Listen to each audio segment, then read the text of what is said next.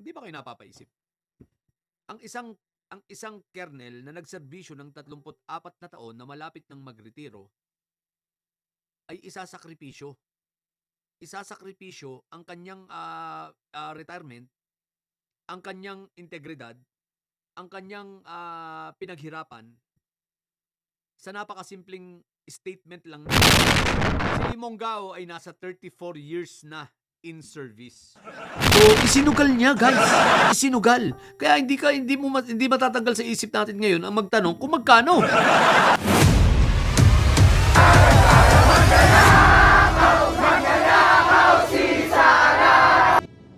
Hello guys, andito na naman ako at ito pag-usapan uli nga natin itong si Monggao, no? Sapagkat guys, napapaisip ako. Tingnan ninyo. Si Monggao ay nasa 34 years na in service. 34 years so ibig sabihin, ito ay maaaring magretiro na anytime pwede na itong magretiro kasi naka 30 years na eh. Pero baka gusto niyang maabot yung mandatory retirement na 57. So ibig sabihin baka ilang taon na kaya ito, hindi ko na research kung ilang edad na ito, pero ang sigurado ako malapit na magretiro.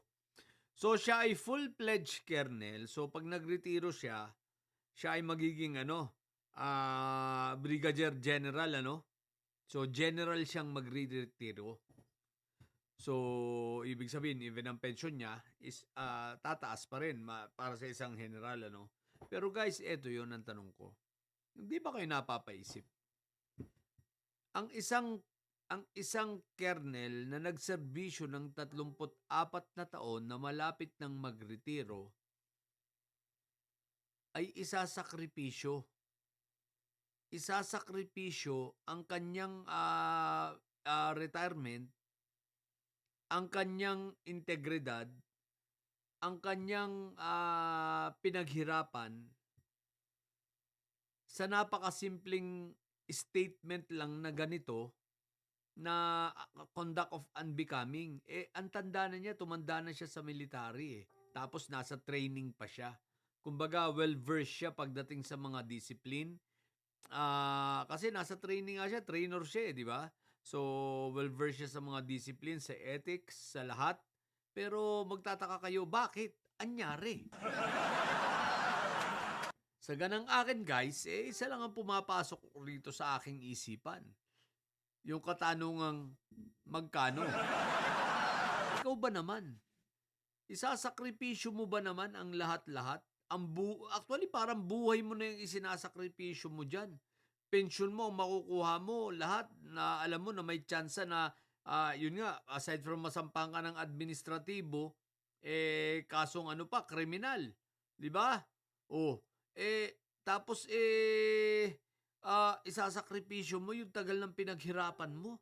Hindi mo ba minahal yung institusyon na kinalagyan mo at umaruga sa'yo sa mahabang panahon? Kumbaga naging bread and butter mo sa mahabang panahon at inalagaan ka, pinaaral lang yung mga anak ng institusyon na yan, tapos babaliwalain mo lang ng ganun-ganun na lang. Di ba?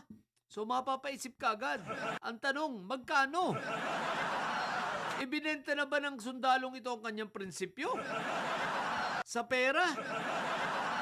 Siyempre, kung yan ay may halong pera at kung yan ay may katotohanan, ang tanong na magkano, malamang-lamang, mabigat-bigat yan. Baka hindi lang 10 beses ng kanyang pensyon matatanggap na lump sum, yung retirement pay niya na tinatawag, kung ilalamsam niya yun, baka hindi lang 10 beses ang laki ng natanggap niya. Siyempre, yung monthly pension pa niyan, computed dyan. Para gawin niya ang bagay na yan na siya magsalita ng ganyan, ng pagbaliktad, Maliwanag na pagbaliktad yan, pagtalikod yan sa anong tawag dito? Sa kanilang chain of command. Diba? So, isinugal niya, guys. Isinugal. Kaya hindi matatanggal sa isip natin ngayon ang magtanong kung magkano. Ngayon, Kawawa naman itong taong ito. Sinugal ang integridad. Ang dahil sa pera kung sakaling ito ay totoo. Kung totoo ang iniisip natin. Pero wala naman iba tayong maiisip na dahilan eh. Kundi magkano lang eh. Ito ba ay labanan ng prinsipyo? I doubt. Kasi kung prinsipyo, di dapat alam mo ang rules. Alam mo dapat kung saan ka lalagay. Dapat non-partisan ka. Diba? Hindi ka pumapanig sa anumang politiko at sa kahit kanino mang politiko. Sundalo ka eh. Kaya ka nga tinawag na sundalo, diba? Oh, unless na talagang yun, magkano? At the same time, na-influensyan ka na ni Sayad, ng Sayad siblings, bukod sa na-influensyan ka na, yun nga, magkano? Sapagkat wala nang ibang pwede pang maging dahilan kundi yung magkano lang. Ay nako, wag nyo, sa mga sundalo po namin dyan, wag nyong gagayahin ang taong ito. Sapagkat hindi nyo kami masisisi, ang taong bayan, kung kami man ay mapaisip, mapaisip ng magkano. Sino ba naman na hindi mag-iisip na magkano? Ikaw na nasa training, ikaw na expert sa mga sa rules, ikaw na expert na sa code of conduct ng militar, tapos magagaganyan ka.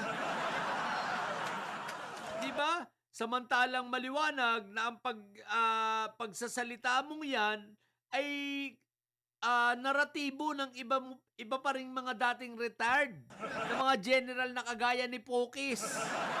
Kagaya nung isa pa, yung mga iba na obvious naman na hindi para sa bayan ang kanilang pagnanais, kundi ang intensyon nila ay iluklok si Inday Sayad para sa ganon ay makakuha din sila ng kapangyarihan at makaupo sa gobyerno. Ulit, hindi naman para sa bayan ang kanilang adhikain eh. Kung para sa bayan ang adhikain mo, hindi ka susuporta sa isang may sayad at may saltik.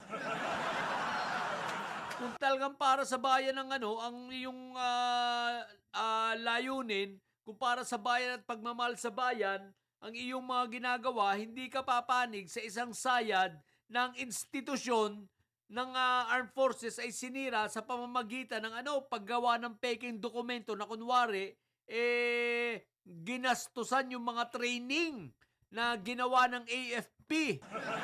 Oh, natatandaan nyo pa ba yan? Di ba nga? Gumawa ng mga peking certification itong sila Sayad na ginamit ang AFP. Oh, kung ikaw ay galing sa armed forces, sa AFP, bakit ka papanig sa isang may sayad na sinisira ang inyong institusyon?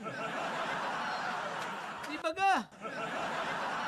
Ngayon, hindi ako magtataka kung meron pang susunod rito na ilan na ang tanong ay magkano. Pero bibilib ako sa mga maninindigan. Pero AFP, laliman ng investigasyon at palagay ko dapat i-check nyo rin yung iba. Sabagay, hindi nyo kailangan mag-loyalty check for sure. Ilan lang naman yan.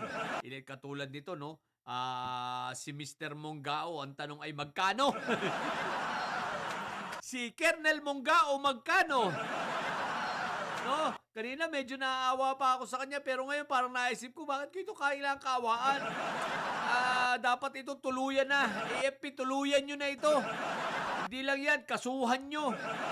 Court martial tapos kasuhan ng kriminal. Diba? What the heck? So yun, kaya hindi ko talaga maisip kung paano na ito ay basta gano'n na lang isusugal ang kanyang posisyon para lang sa Diyos ko po, Rudy. Maliwanag yan. May perang involved yan. Magkano na lang. Yun na lang ang katanungan dito, magkano. Okay? So yun lang. Sa mga bobong didilis dyan, ang tatay nyo ay karton. Natili kayo mga bobo at may sayad sapagkat ang may sayad ay laging high blood. Bye!